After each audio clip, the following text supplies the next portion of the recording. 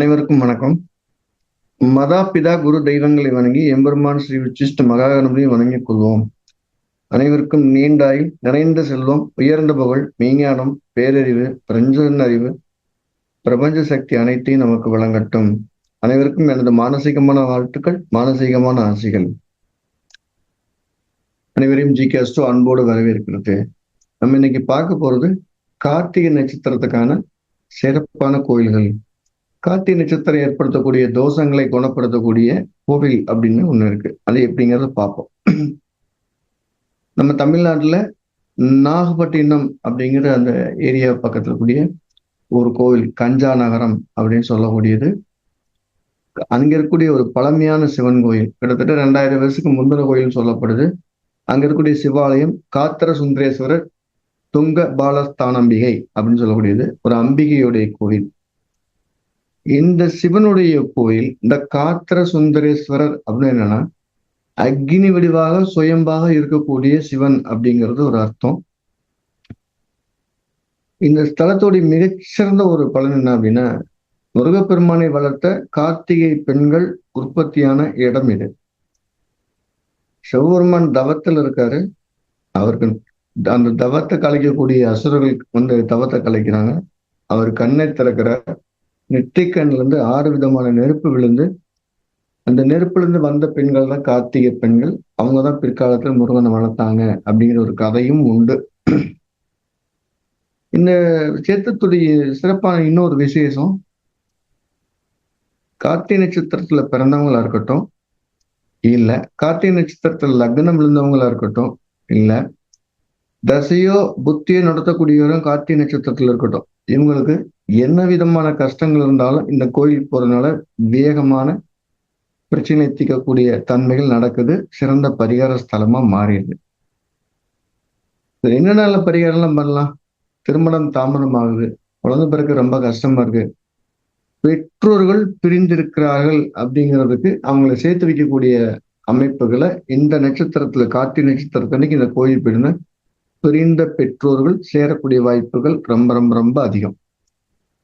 இதுல இந்த நட்சத்திரத்துக்கு பரிகாரம் பண்ணி பிறக்கக்கூடிய குழந்தைகள் எல்லாமே அதிகபட்சமா சூரியனுடைய நட்சத்திரமான கிருத்திகை, உத்தரம், உத்திராடம் அல்லது சஷ்டி தீதியில குழந்தை வருது. நம்முடைய டேட்டாபேஸ் ரெக்கார்ட்ல இந்த ஊர் கோயிலை சொல்லி இது வரைக்கும் ஒரு 60 பேர் போயிருப்பாங்கன்னா, அவங்களுக்கு குழந்தை பிறந்ததுக்கு பின்னால ஒரு 38 பேர்த்துக்கு சூரியனோட நட்சத்திரம் தான் ஜென்ம நட்சத்திரமா இருக்கு, இல்ல பிறந்த திதி சஷ்டி திதியா இருக்கு. ஸோ அதோடைய சக்சஸ் ரேட் இந்த சூரிய நட்சத்திரத்துல இருக்கிறத நம்ம அனுபவத்துல பார்க்க முடியுது. அந்த அளவுக்கு திரும்ப ஒரு ஆணித்தரமான ஒரு பதிலை கொடுக்குது. இந்த நட்சத்திரத்துக்காருடைய இன்னொரு குணம் என்னன்னா, பெற்றோர்கள்ல தாயாரே அதிகம் விரும்புகிறார்கள். தந்தை விரும்ப மாட்டாங்கன்னு அர்த்தம் இல்லை. தந்தைகிட்ட இருந்து அவங்களுக்கு தேவையான அளவுக்கு போதிய அளவுக்கு பாசம் கிடைக்கிறது இல்லை, அன்பு கிடைக்கிறது இல்லை. இல்ல இந்த 2 பேர்த்துக்கும் ஒரு புரிதல் இல்லாம போயிடுது. ஆனா தாயார் எந்த சூழ்நிலையும் இவங்க புரிஞ்சுக்கிறாங்க, தாயாரை பராமரிக்கிறாங்க. பொதுவாகவே மேசராசிக்கு ஒரு சிறப்பான குணம், தாயாரை அதிகம் பராமரிப்பாங்க. அதே நேரத்துல தாயாரை கடுமையா பாதிக்கவும் செஞ்சிருவாங்க. தந்தையார்கிட்ட கொஞ்சம் இடைவெளி விட்டு தான் பழக முடியுது அவங்களால. அதுல இது உறுதியை நம்ம இந்த கார்த்திகை நட்சத்திரத்தை தைரியமா சொல்லலாம். தாயை விட தந்தையிட்ட விலகி நிற்கிறார்கள், தாயிடம் ரொம்பவும் நெருக்கமா இருக்காங்க. இந்த 2 பேரும் ஒற்றுமையா இருக்கணும், 2 பேர்த்தையும் ஒரே மாதிரி அன்பு செலுத்தணும் அப்படிங்கிறவங்க இந்த கஞ்சா நகரத்துல இருக்கக்கூடிய சிவன் கோயில போய் தாராளமா நமஸ்காரம் பண்ணலாம். அதன் மூலியம் அவங்களோட ஒற்றுமை மேலோங்கி வரும். உடம்புல சூட்டு கொப்பளங்கள் வருது, கட்டிகளோ கொழுப்பு கட்டிகளோ இல்ல ஒரு டாட்ஸ் மாதிரி வருது அப்படின்னா, அது போகணுங்கிறதுக்கான பரிகாரமாக இந்த கோயிலுக்கு தேர்ந்தெடுத்து கிருத்திகை நட்சத்திரத்தன்னைக்கு போகலாம்.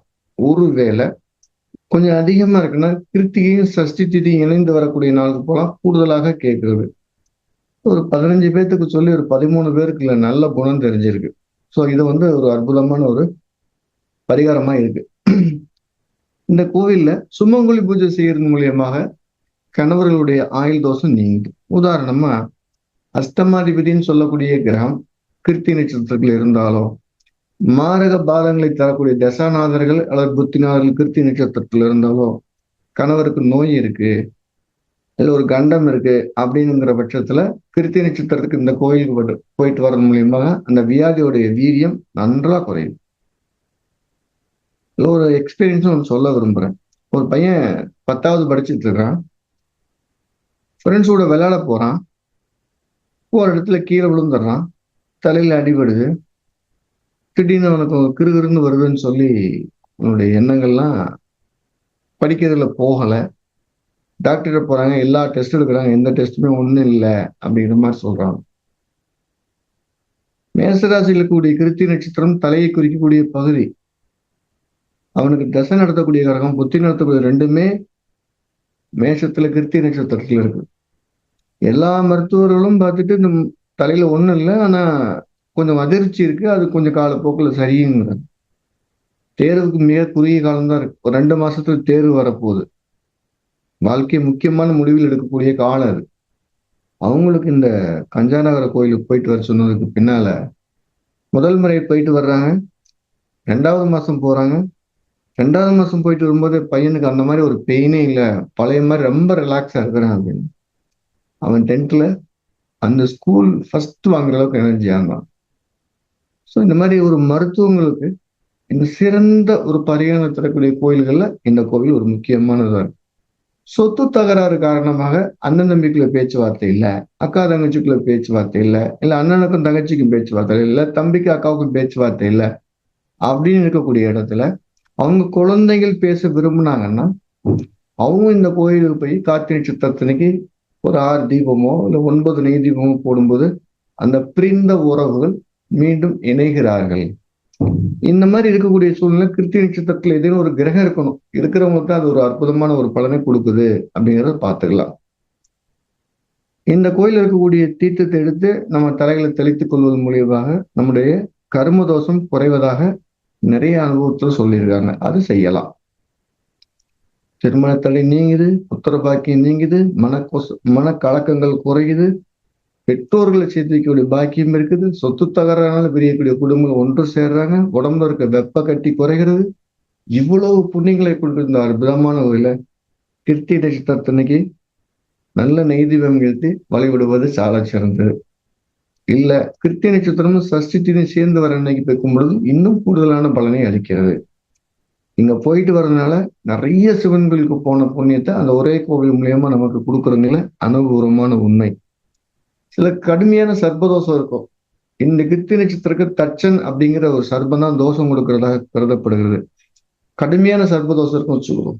கிருத்திகை நட்சத்திரத்துல பிறந்திருக்காங்க, அவங்க ஜாதகத்துல 2லயோ 7லயோ 8லயோ 1லயோ ராகு இருக்குது அப்படிங்கிற பட்சத்துல இந்த கோயிலுக்கு போய் மாலை வாங்கி செலுத்துற மூலியமா அந்த சர்ப்பதோஷம் விலகி முகம் பொலிவு வருது.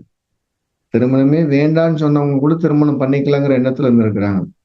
அப்ப கடுமையான சர்ப்பதோஷம் உள்ள இந்த ஜென்ம ஜாதகங்களுக்கும் திருமண தடை நீங்குது. அதுவும் பர்டிகுலராக 27 நட்சத்திரத்துக்குமே 27 விதமான பாம்பு இருக்கு. இந்த நட்சத்திரக்கான பாம்பு தட்சன் அப்படின்னு சொல்லக்கூடிய பாம்பு. அதோட வீரியம் திருமண வாழ்க்கையில புரிதலை தடுப்பது. ஸோ இந்த கோயிலுக்கு போட்டு வர மூலியமா அந்த குணம் நல்லா ரிலாக்ஸ் ஆகுது. நிறைய தம்பதிக்குள்ள சண்டை அதிகமா இருக்குன்னு சொன்ன இடத்துக்கு இந்த கோயிலுக்கு போயிட்டு இருந்தவங்க அந்த சங்கட்டங்கள் நீங்கி ஒன்றாக வாழ்வதை நம்ம பார்க்க முடியுது. இந்த கோயிலை தொடர்ந்து வழிபடக்கூடியவங்களுக்கு எல்லா விதமான பாவங்களும் போக்கி புண்ணியங்களை பெற முடியும். பாவத்தை போக்கக்கூடிய கோயில் நிறைய இருக்குதுங்க, பாவம் பண்ணிக்கிட்டே இருக்கக்கூடாது. தெரியாமல் செய்த பாவங்களை நீக்குவதற்கு இந்த கோயில் பயன்படுங்கிறதா இதோட அர்த்தம். நம்மளுடைய இறை பணியில இந்த ஆன்மீக தகவல்கள் எல்லாத்துக்கும் ஜோதிட ரீதியா போய் சேரணும்னு நான் விரும்புறேன். ஸோ ஜோதிடம் ஒரு சிறந்த வழிகாட்டி அப்படிங்கிறதுக்கு இந்த அனுபவங்கள்லாம் ஒரு பதிவு. இந்த நட்சத்திரத்துக்கான கோயில்களை இந்த கிளைண்டுகளுக்கு சொல்லி அவங்களுடைய திருப்தியான பதில் வரும்போது இது இப்படிலாம் செஞ்சா நல்லா இருக்குங்கிற அனுபவத்தை தான் இங்க பதிவு பண்ணிட்டு இருக்கோம். எல்லாருக்கும் ஜோதிடம் போய் சேரணும் அப்படிங்கிற என்னுடைய இலக்குல இந்த ஆன்மீகமும் ஜோதிடமும் கலந்த ஒரு வார்த்தை முக்கியமான ஒன்று. யாராவது ஜோதிடம் படிக்கணும்னு விருப்பம் பண்ணீங்கன்னா கீழே நம்பரை தொடர்பு கொண்டு பதிவு செய்து பேசலாம். வர ஜனவரி 9ஆம் தேதி நம்ம ஜிகே அசு சார்பாக அடிப்படை ஜோதிட வகுப்புகள் நடக்க காத்திருக்கு. ஆன்லைன்ல சிறப்பா இருக்கும். நானும் நடத்துவேன்.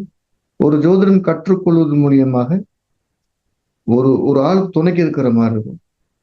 தலை சிறந்த ஒரு ஒரு விதிகளை கொண்டு எளிமையான பாடத்திட்டங்களா வடிவமைச்சிருக்கோம். நீங்க படிச்சு பார்த்துட்டு சொல்லுவீங்க. ஜோதிடம் படிப்பதற்கு முன் உங்களுடைய நடைமுறை பாவனை முடிவெடுக்கும் திறனும், ஜோதிடம் படித்ததற்கு பின் உங்கள் நடைமுறை பாவனை முடிவெடுக்கும் திறனும் கண்டிப்பாக வேற இருக்குங்கிற மாற்று கருத்து இல்லை. படிக்கலாம். 2வது, எல்லாருக்குமே எல்லா ஜோதிடருக்குமே ஜாதகம் பார்ப்பதைத்தானே கூட ஒரு பிரசனம் கையில் இருக்கிறது ரொம்ப ரொம்ப நல்லது. ஒரு சிம்ம லக்னம், 9ஆம் அதிபதி செவ்வாய் யோகாதிபதியா, பாக்கியாதிபதியா, பாதகாதிபதினு டவுட் வரும்போது, அந்த பிரசனம் இவர் இந்த வேலை செய்ய போறாருன்னு டக்குன்னு சொல்லும். அப்படி ஒரு அற்புதமான ஒரு பிரசனம் ஜாமக்கோல் பிரசனம். ஆன்லைன் நம்ம பலமுறை நடத்தியிருக்கோம். நேரடி நடத்துக்குன்னு நிறைய மாணவர்கள் கேட்டதுக்காக நேரடி வகுப்பாக வரப்போற டிசம்பர் 20, 21 நாள் நேரடி வகுப்பு நடக்க காத்திருக்குது. படிக்க விருப்பம் இருக்கவும் கீழே இருக்க நம்பர் தொடர்பு கொண்டு பதிவு செய்யலாம். ஒரு பிரசனம்ங்கிறது ஒரு கூரிய ஆயுதம் மாதிரி. நமக்கு இருக்கக்கூடிய பலத்தை மேன்மைப்படுத்தப்பட்ட பலமாக தருது அப்படிங்கிற என்னுடைய அனுபவம். ஸோ அப்படி ஒரு அற்புதமான பிரசனத்தை நேரடி வகுப்பா 2 நாள்ல ஒரு சிறந்த பாடத்திட்டு நடக்க காத்திருக்குது. நேரில் படிக்கலாம். படிக்க விருப்பம் இருக்கு கீழே இருக்க நம்பரில் பதிவு கொண்டு மேற்கொண்டு பதிவு செய்து கொண்டு படிப்பது சால சிறந்தது.